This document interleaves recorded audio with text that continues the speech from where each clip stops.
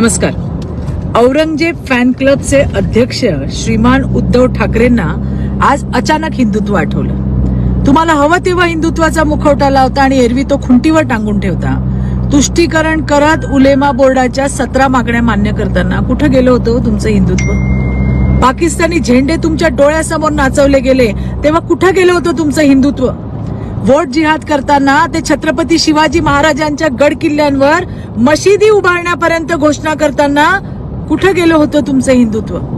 वक्फ बोर्डाला विरोध करायचं म्हटलं तर मूग गिळून गप्प राहता आणि जेव्हा जनता तुमच्या विरोधात कौल देते तेव्हा जनतेचा कौल अमान्य करायची ही तुमची जुनीच खोड आहे.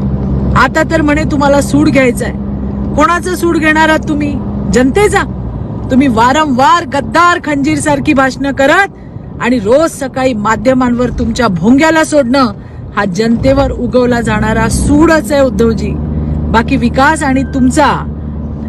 आणि प्रत्यक्ष काम याचा आणि तुमचा काहीही संबंध नाही. ही महाराष्ट्राची जनता देखील जाणते.